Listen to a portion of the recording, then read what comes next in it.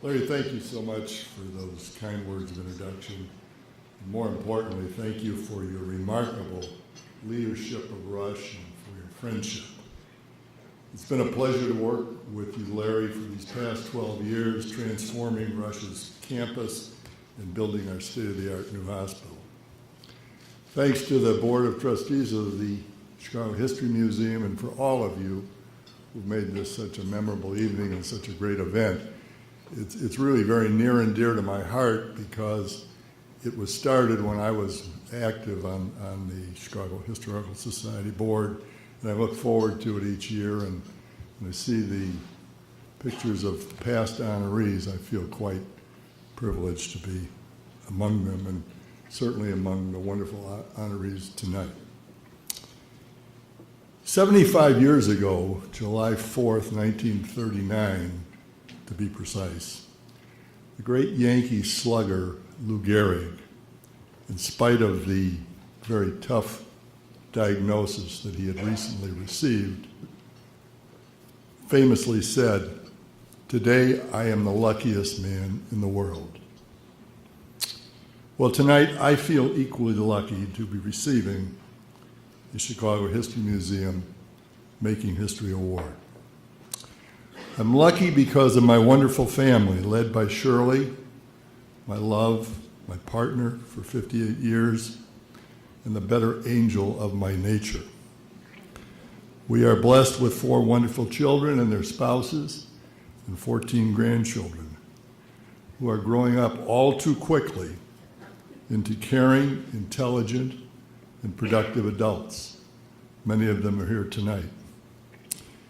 When the news of the day with its overwhelmingly negative bias gets to me, I just think about our kids and our grandkids and their friends, and I realize that we are and will continue to be in good hands. I'm lucky because I've worked most of my adult life in a business that my dad started here in Chicago in 1941. Selling bags of absorbent clay from the trunk of his car. He financed it with a small loan from his mother, my grandmother. I've seen that business grow and expand globally, and as just one example, our animal health division recently opened a trading company in China. Oil Dry, as Larry mentioned, is still under family management, being ably led by Dan, and many of Dan's Oil Dry teammates are here as well. I'm lucky because I was born in this great country of ours. I remember the end of the Great Depression, Pearl Harbor, and World War II. My 6 uncles served in the war, and one was there on D-Day, which we will commemorate the 70th anniversary of that day come Friday the 6th of June. I've lived through the Cold War, the turbulent 1960s, and the struggle for civil rights. My heart was torn by 9/11, and I have marveled at the wonders of the technology revolution. I have seen Chicago and America grow and prosper in spite of its many wars and woes. I'm lucky because my grandparents, who made that decision 130 years ago to leave their home, family, and friends and reach for a better life in the golden land of America. They not only boarded ships, they also got on the train and came here to Chicago.